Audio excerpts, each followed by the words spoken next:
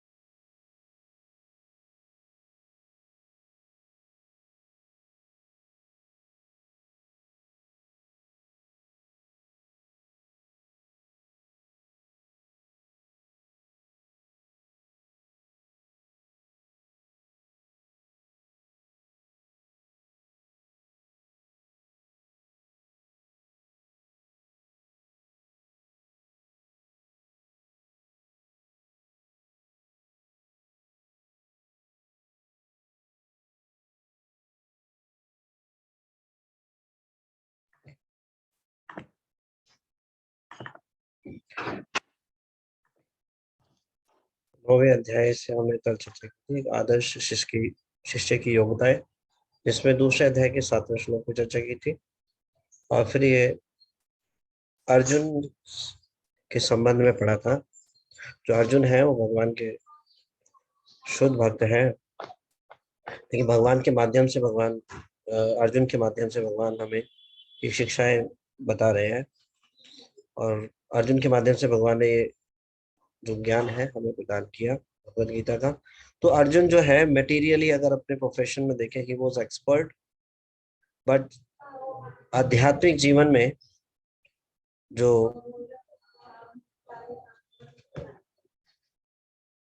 जो भी जीवन की समस्याएं उनको सॉल्व करने के लिए आध्यात्मिक गुरु की शरण लेनी ही होगी। जिस प्रकार से अर्जुन ने भगवान की शरण ली।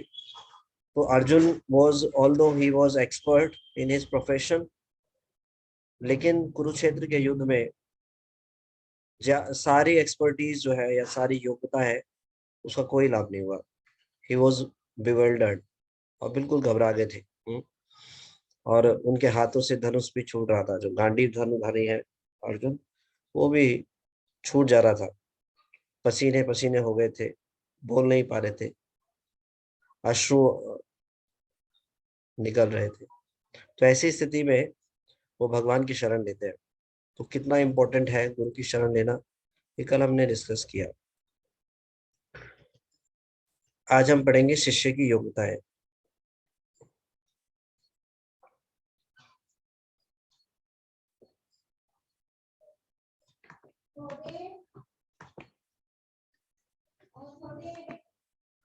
जिस प्रकार एक प्रमाणिक गुरु की योग्यताएं होती है, उसी प्रकार से वैदिक ज्ञान के अभिग्राहक में भी अनिवार्य रूप से कुछ अहर्ताएं होनी आवश्यक है। श्रील प्रभुपाद ने अपने निम्नलिखित एक प्रवचन में आध्यात्मिक गुरु की शरण लेने के लिए 3 योग्यताओं का होना अनिवार्य होता है। तो श्रील प्रभुपाद जी ने तात्पर्य में बताया है कि 3 जो है योग्यताएं होनी चाहिए शिष्य में।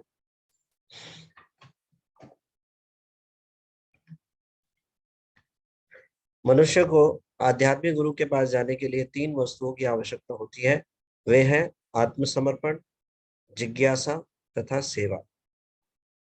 मैं इसको दोबारा रिपीट कर रहा हूँ। आत्मसमर्पण, जिज्ञासा तथा सेवा।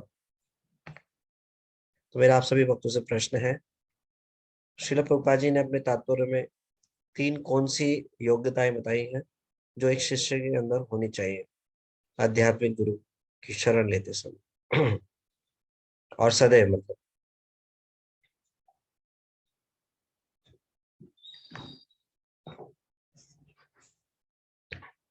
कलावती माता जी। हरे कृष्णा प्रभु जी, दंडवत प्रणाम। हरे कृष्णा माता जी। प्रभु जी, एक शिष्य में 3 योग्यताएं जो होनी चाहिए वह आत्मसमर्पण, जिज्ञासा और सेवा। हरे कृष्णा प्रभु जी, दंडवत प्रणाम। आत्मसमर्पण, जिज्ञासा और सेवा। Thank you. इसको रिपीट कर सकते हैं, बाकी भक्त भी अच्छे से पक्का हो जाएगा। खुशी सिंह माता जी आपने भी हरियाणा किया। हरे कृष्णा प्रभु जी, दंडवत प्रणाम। हरे कृष्णा माता जी। प्रभु जी, 3 योग्यता है शिष्य की, आत्मसमर्पण, जिज्ञासा और सेवा। हरे वेरी कृष्णा प्रभु नाइस। जी, दंडवत प्रणाम। हरे कृष्णा। इंदु अग्रवाल माता जी। हरे कृष्णा प्रभु जी, दंडवत प्रणाम। हरे कृष्णा माता जी। शिष्य की 3 योग्यता होना आवश्यक है। क्या नाम, आत्म समर्पण, जिज्ञासा और सेवा। Very nice. हरे कृष्णा माता जी। कृष्णा माता जी। हरे कृष्णा प्रभु जी, दंडवत प्रणाम। हरे कृष्णा माता जी। प्रभु जी, शिष्य में 3 योग्यताएं होनी चाहिए, आत्मसमर्पण, जिज्ञासा और सेवा। Very nice, thank Hare you. Krishna Prabhu ji. Thank you so much. तो मेरा यहाँ पे नेक्स्ट प्रश्न है, मैं हैंड्स डाउन कर रहा हूँ। इन तीनों क्वालिटी के बारे में भगवत गीता से संबंधित कोई श्लोक आपको याद आ रहा है? कहाँ भगवान ने ऐसा कहा है? कलावती माता जी। हरे कृष्णा प्रभु जी, दंडवत प्रणाम। हरे प्रभु कृष्णा। 4थे अध्याय का 34वां श्लोक, जो श्लोक है ना, तत्विधि परिपातेन परिप्रश्नेन सेवया उपदेक्षन्ति ते ज्ञानम ज्ञानिनः तत्वदर्शिनः। हरे कृष्णा प्रभु जी, दंडवत प्रणाम। Hare Krishna. Thank you so much माता जी। ऐसे ही है ना शायद तात्पर्य कि हमें तुम गुरु के पास जाकर सत्य जानने की चेष्टा करो विनीत भाव से, और उनसे सब कुछ जानने की जिज्ञासा करो, फिर गुरु तुम्हें सारा ज्ञान प्रदान कर, और उनकी सेवा करो। मैंने सेवा जैसे तीसरा है, सेवा करो तो वो आपको तुम्हें ज्ञान प्रदान करेंगे। हरे कृष्णा प्रभु जी, दंडवत प्रणाम। हरे कृष्णा। थैंक यू माता जी, थैंक यू सो मच। भगवान ने भगवत गीता के 4थे अध्याय के 34वें श्लोक में बताया है, तो हम इसका अनुवाद और तात्पर्य पढ़ेंगे। मैं अभी स्क्रीन पे भी शेयर कर रहा हूँ, या भगवत गीता भी खोल सकते हैं अपने पास। 4थे अध्याय का 34वां श्लोक निकाल लीजिए।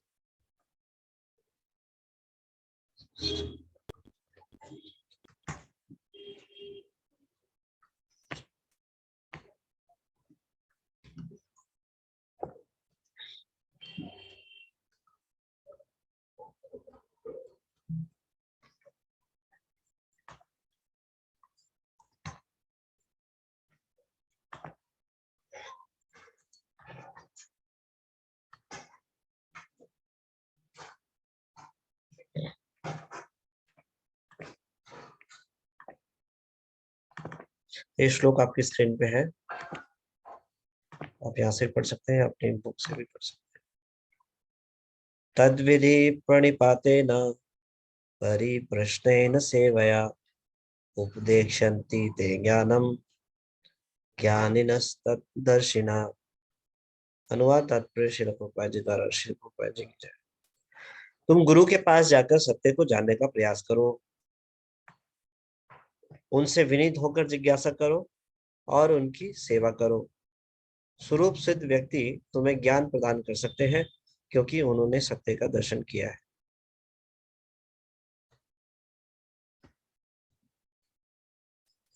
तो 3 चीज श्रील प्रभुपाद जी ने बताई यहाँ पर। प्रणिपातेन, गुरु के पास जाकर के, इसका मतलब क्या है? आत्मसमर्पण।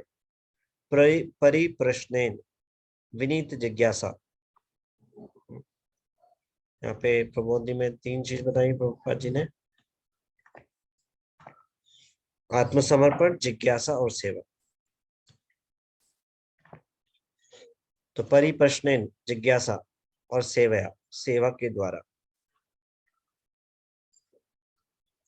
तात्पर्य, निसंदेह आत्म साक्षात्कार का मार्ग कठिन है, अतः भगवान का उपदेश है कि उन्हीं से प्रारंभ होने वाली परंपरा से प्रामाणिक गुरु की शरण ग्रहण की जाए। तो इट्स वेरी वेरी इंपॉर्टेंट। जो ये आत्म साक्षात्कार का मार्ग है, ये आसान नहीं है, कठिन है, इट्स वेरी डिफिकल्ट। इसको अगर भगवान के शुद्ध भक्तों के अनुगत रहकर अगर इस ज्ञान को प्राप्त नहीं करेंगे तो कहीं का कहीं पहुंच जाएंगे। जैसे कि जब साइंटिस्ट जो रॉकेट को छोड़ते हैं तो वो एग्जैक्ट डायमेंशन में होना चाहिए। स्लाइड भी अगर थोड़ा डायमेंशन चेंज होगा तो वो कहीं का कहीं पहुंच जाएगा। इसी प्रकार से हम जब आध्यात्मिक ज्ञान को ग्रहण करते हैं वो इंक्लाइन होना चाहिए परंपरा से एज इट इज। हम किसी भी आध्यात्मिक तत्व को अपने मन के अनुसार समझने का प्रयास करेंगे तो कहीं का कहीं पहुंच जाएंगे। जैसे एक प्रभु जी ने बड़ी इंटरेस्टिंग स्टोरी सुनाई थी, चले थे हरि भजन को ओटन लगे कपास। तो आध्यात्मिक जीवन में पग पग पर गाइडेंस की आवश्यकता है, और ये स्पिरिचुअल टॉपिक्स हैं, it's very difficult to understand. हमारा मन वो दूषित है, किसी भी चीज में इंद्रिय तृप्ति ढूंढ लेता है, तो शास्त्रों में वो क्या ढूंढेगा? इंद्रिय तृप्ति। तो इसीलिए जो गुरुजन है, प्रमाणित गुरु हैं, वो हमारी स्थिति को देखते हुए वो हमें, क्योंकि हमारी जो दूषित चेतना है उसको वो शुद्ध कर सकते हैं अपने उपदेश के द्वारा। तो जो शास्त्रों का ज्ञान है वो हमारे को समझाते हैं हमारे स्तर के अनुसार, और हम अदरवाइज उसको अपनी बुद्धि समझेंगे तो हम नहीं समझ पाएंगे। तो उनके उपदेशों को ग्रहण करके हमें भक्ति में आगे बढ़ना चाहिए। तो शिष्य में सबसे पहला इंपॉर्टेंट गुण है आत्मसमर्पण होना चाहिए।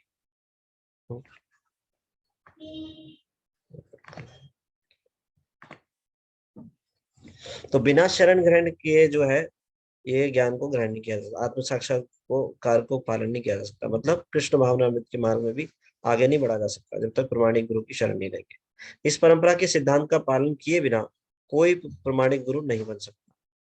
और कैसा गुरु? प्रमाणिक गुरु कौन है? जिनके खुद के गुरु हो। ऐसे गुरु नहीं जो अपने आप गुरु बन जाते हैं। गुरु वो जो प्रमाणिक गुरु परंपरा में हो।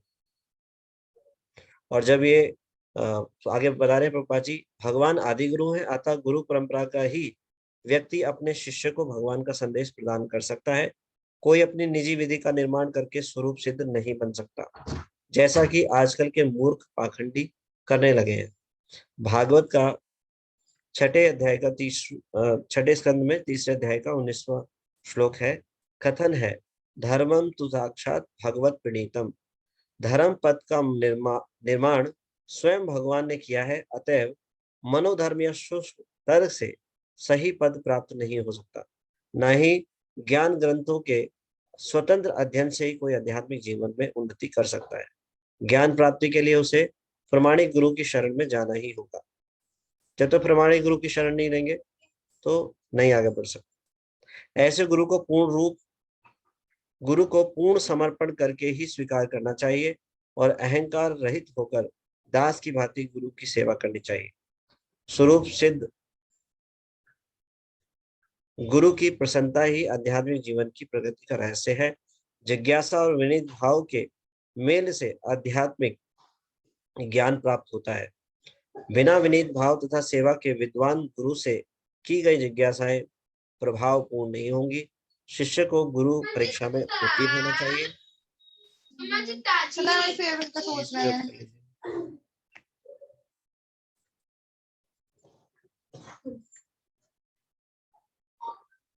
शिष्य को गुरु परीक्षा में उत्तीर्ण होना चाहिए, और जब गुरु शिष्य में वास्तविक इच्छा देखता है तो स्वतः ही शिष्य को आध्यात्मिक ज्ञान का आशीर्वाद देता है। इस श्लोक में अंधानुगमन तथा निरर्थक जिज्ञासा इन दोनों की भर्त्सना की गई है। शिष्य न केवल गुरु से विनीत होकर सुने, अपितु विनीत भाव तथा सेवा और जिज्ञासा द्वारा गुरु से स्पष्ट ज्ञान प्राप्त करे। प्रमाणिक गुरु स्वभाव से शिष्य के प्रति दयालु होता है। अतः यदि शिष्य विनीत हो और सेवा में तत्पर रहे तो ज्ञान और जिज्ञासा का विनिमय पूर्ण हो जाता है। तो ये महत्वपूर्ण क्वालिटी है।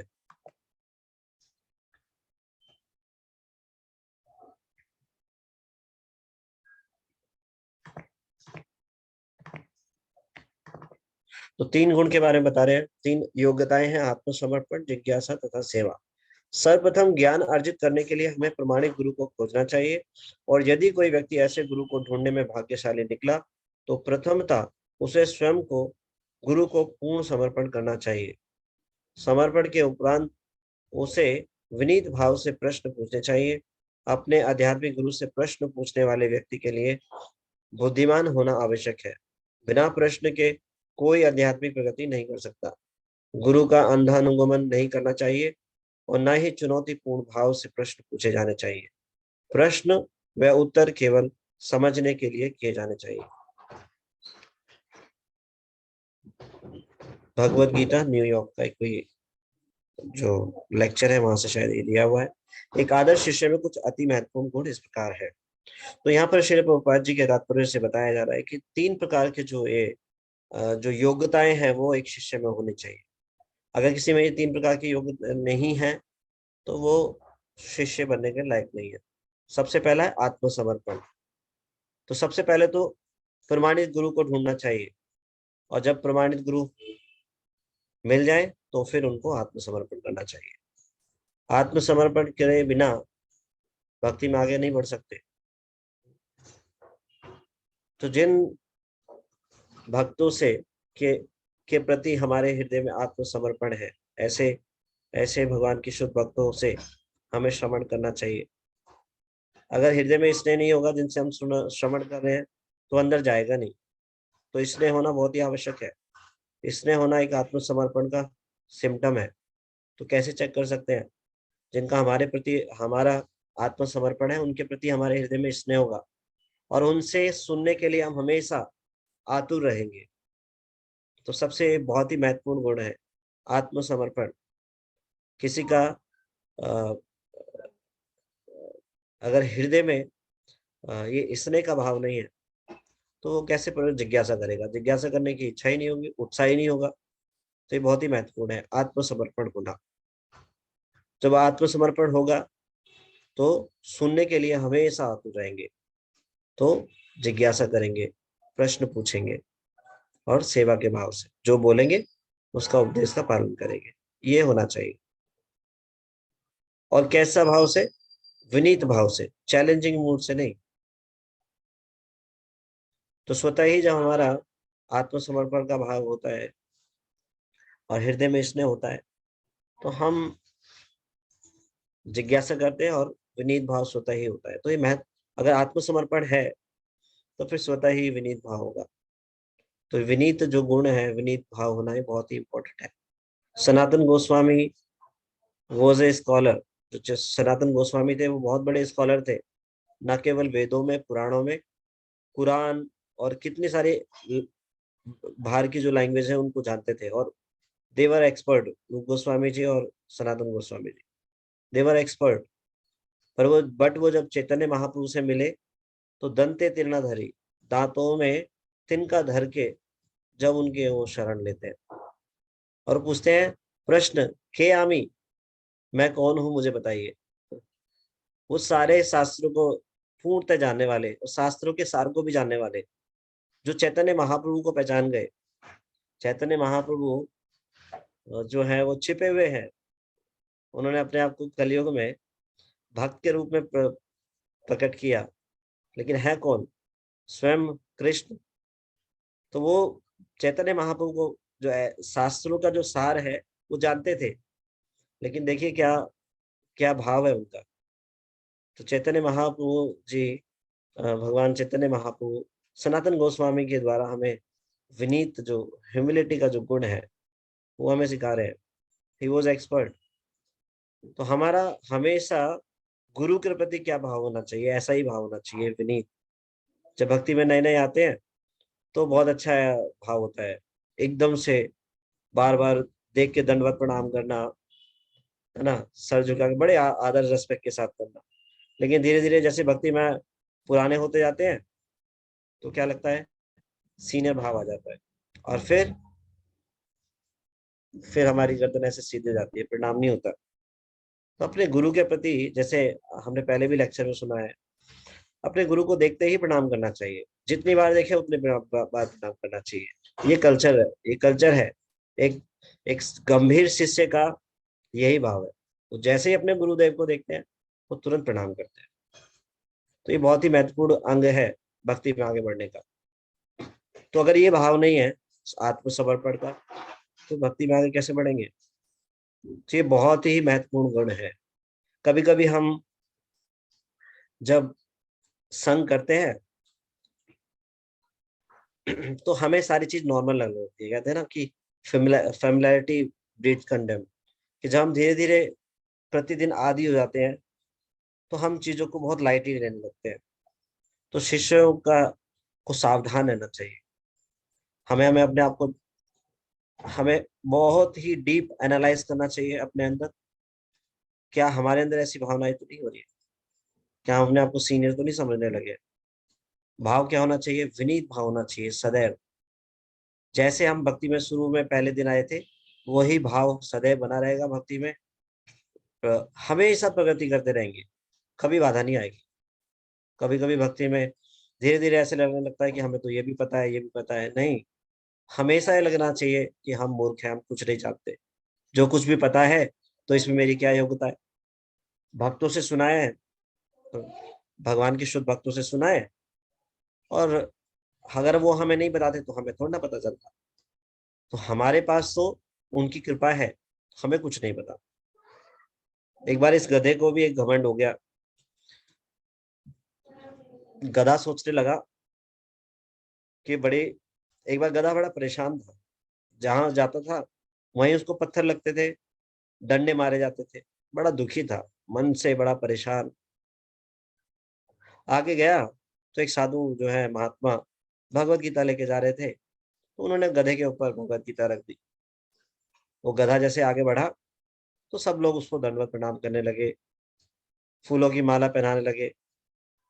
गधे को लगा, अरे वाह, बड़ा सम्मान मिल रहा है, बड़ी पूजा हो रही है, ये तो बड़ा बढ़िया है। तो इसका मतलब मैं विशेष व्यक्ति हूँ। जब ऐसा लगने लगा तो आगे जाके साधु महाराज जो है वो अपनी भगवत गीता उठाते हैं और चले जाते हैं। तब वो वापस गधा आने लगता है, फिर उसको डंडे पड़ने लगते हैं, पत्थर मारने लगते हैं। तो तब उसको समझ में आता है कि मैं तो गधे का गधा ही हूँ। ये तो उन साधु महात्मा ने भगवत गीता मेरे ऊपर रखी थी, तो उसका सम्मान हो रहा है। तो हमारा सदैव यही भाव होना चाहिए। अपने गुरु के प्रति हमेशा सदैव आत्मसमर्पण होना चाहिए। जो भी कुछ हम भक्ति में जान रहे हैं, सीख रहे हैं, ये सब गुरु की तो ही कृपा है। जब इस भाव में रहेंगे तो हमेशा प्रगति करेंगे, कभी बाधा नहीं आएगी भक्ति में। तो ये भाव बहुत इंपॉर्टेंट है, आत्मसमर्पण का भाव। आत्मसमर्पण होगा तो हम हमेशा स्नेह भाव से जिज्ञासा करेंगे, हमेशा रेस्पेक्टफुल रहेंगे, आदर भाव हमेशा रहेगा। कभी हमेशा ये कैसे सिम्टम्स पता चलेंगे? हमारी बॉडी लैंग्वेज से, हमारे बोलने से, किस प्रकार से हम गुरु से व्यवहार कर रहे हैं। क्या हम गुरु से बात करने में बहुत ज्यादा हल्के फुल्के हैं, तो इसका मतलब अभी समझा नहीं। आत्मसमर्पण का मतलब है देखते ही गुरु के गुरु को देख करके सावधानी पूर्वक व्यवहार करना, सतर्क हो जाना, बोलने में, व्यवहार में, हर प्रकार से एक एक बात को बहुत ही गंभीरता पूर्वक उनको इस प्रकार से कि पूर्णतः आदर देते हुए उनसे पूछना या जिज्ञासा। वो भक्त कर सकते हैं जो इस एसेंस को समझ गए, जो समझ गए हैं कि एक आदर्श शिष्य की क्या क्वालिफिकेशन होनी चाहिए। सबसे बड़ी महत्वपूर्ण क्वालिटी है आत्मसमर्पण। आत्मसमर्पण नहीं करेंगे तो भक्ति भाग नहीं बन पाएंगे। तो ये बहुत ही महत्वपूर्ण अंग है।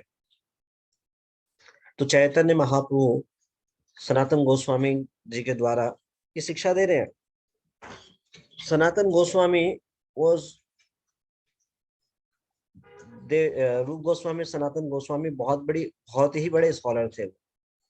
वेद शास्त्रों में नहीं, वो कुरान और बाकी जो धार्मिक ग्रंथ है उनमें भी एक्सपर्ट थे। दे वर नोन टू एवरीथिंग, सब कुछ पता था, सारे शास्त्रों के सार को जानते थे। वो ये भी जानते थे चैतन्य महाप्रभु, श्री कृष्ण चैतन्य ना ही राधा कृष्ण ना ही अन्य, वो जानते थे इस बात को। और जब चैतन्य महाप्रभु की शरण ले रहे हैं तो क्या पूछ रहे हैं? के आमी।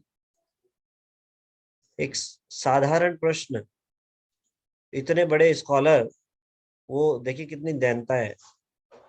मैं कौन हूं मुझे बताइए, मैं नहीं जानता। के आमी, यही हमारा भाव होना चाहिए। अभी हम सोचते हैं कि हमें पता चल गया है कि हम ये शरीर नहीं आत्मा है। क्या हम उस रियलाइजेशन स्टेट पे हैं? तो हमें ऐसे ही हमेशा प्रश्न पूछने चाहिए। भक्ति में आकर हमेशा मूर्ख बने रहना चाहिए। अगर मूर्ख बने रहेंगे तो हमेशा आत्मसमर्पित रहेंगे। विनीत का पॉजिटिव है अहंकार भाव। अहंकार भाव होगा तो आत्मसमर्पण कहाँ होगा? कभी भी विद्रोह कर सकते हैं।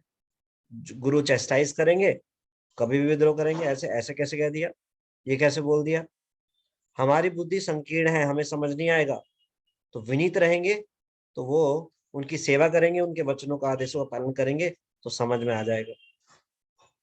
ऐसे ही रामानुजाचार्य से दाशरथी जो है, उनके प्रिय दाशरथी बहुत ही स्कॉलर शिष्य थे उनके।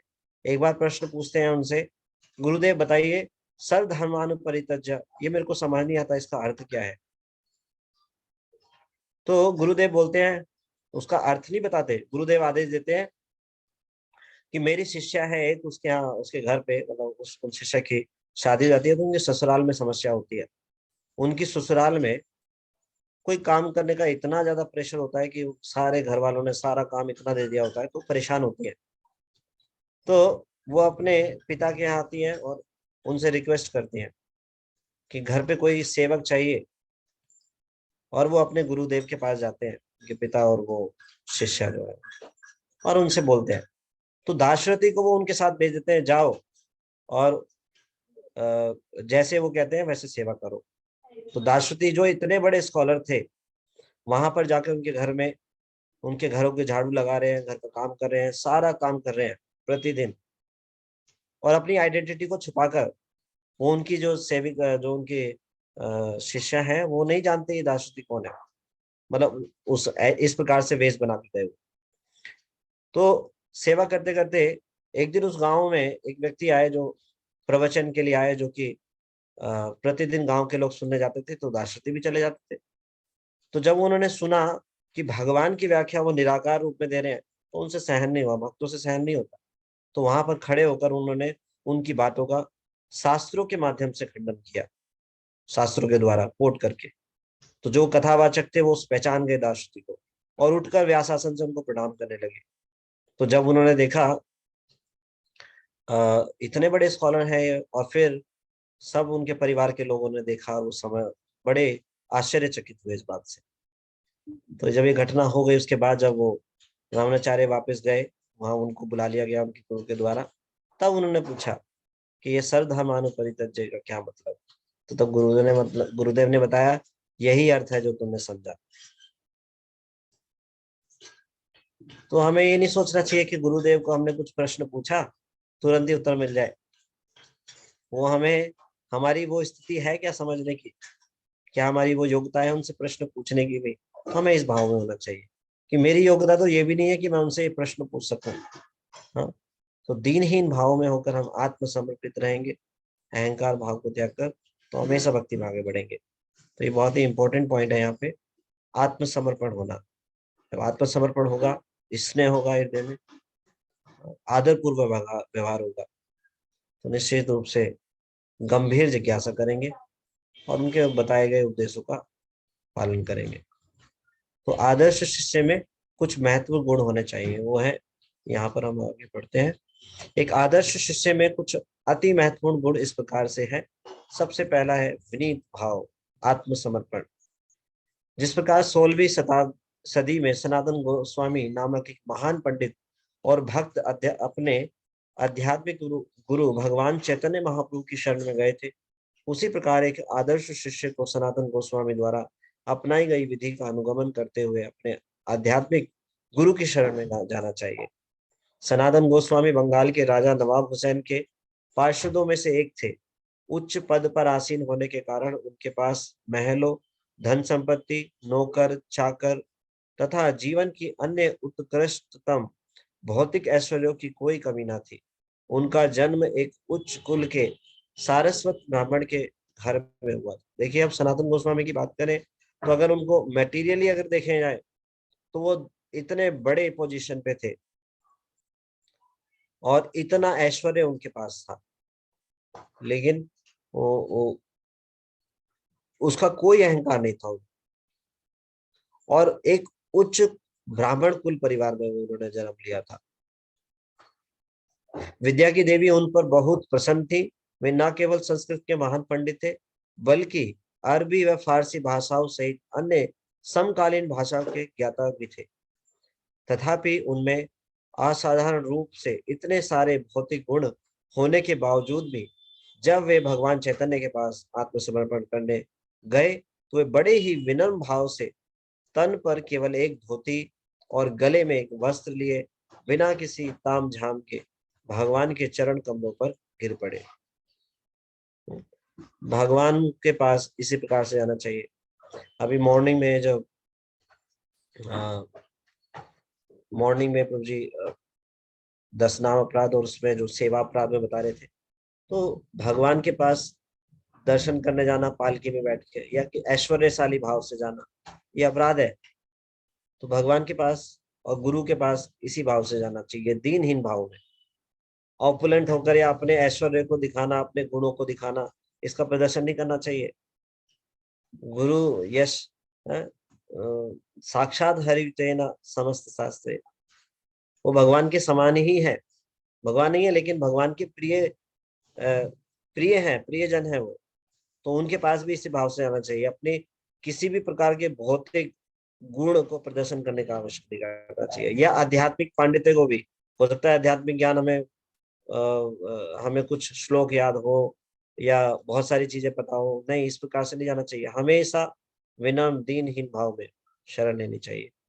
तो वो तथापि उनमें असाधारण रूप से इतने सारे विद्यमान भौतिक गुण होने के बावजूद भी जब वे भगवान चैतन्य के पास आत्मसमर्पण करने गए तो वे बड़े ही विनम्र भाव से तन पर केवल एक धोती और गले में एक वस्त्र लिए बिना किसी ताम झाम के भगवान के चरण कमलों पर गिर पड़े। तो ये भाव होना चाहिए। तो कैसे अप्रोच करना चाहिए गुरु को, जैसे भगवान को, इसी प्रकार से अपने सारे भौतिक गुणों का या ऐश्वर्य का प्रदर्शन नहीं करना चाहिए, या कोई आध्यात्मिक ज्ञान भी है तो उसका प्रदर्शन नहीं करना चाहिए। बिल्कुल खाली होकर जाना चाहिए, मूर्ख मानकर अपने आप को जाना चाहिए उनके शरण में। एक बार एक टीचर के पास आए, म्यूजिक टीचर के पास 2 शिष्य सीखने के लिए। एक शिष्य ने बताया मैं ये जानता हूँ, ये जानता हूँ। उन्होंने बोला कितने लक्ष्मी आप लोगे? उनका 1000 रुपये। दूसरा शिष्य बोला कि मेरे को तो कुछ नहीं आता, कृपया मेरे को सिखाइए, आप कितना मंथली लोगे इसका सिखाने का? मैंने कहा 100 रुपये। तो बोलता है कि अच्छा, इससे 100 रुपये ले रहे हो, मेरे से 1000 रुपये। बोले तेरे साथ ज्यादा मेहनत करनी है, तेरे पास जो कबाड़ा घुसा हुआ है वो पहले निकालना पड़ेगा। तो हमारे पास हमें किस भाव से जाना चाहिए? मूर्ख, अपने आप को दीनहीन मानते हुए, कुछ नहीं जानते, खाली डब्बे की तरह। तब कृपा मिलेगी, अदरवाइज कृपा नहीं मिलेगी। तो आज की इस चर्चा को हम यहीं रोकते हैं, यहीं स्टॉप करते हैं। आप सब भक्तों का बहुत बहुत धन्यवाद। कल इस पे आगे चर्चा करेंगे। आज की चर्चा से कोई प्रश्न है तो वो ले सकते हैं।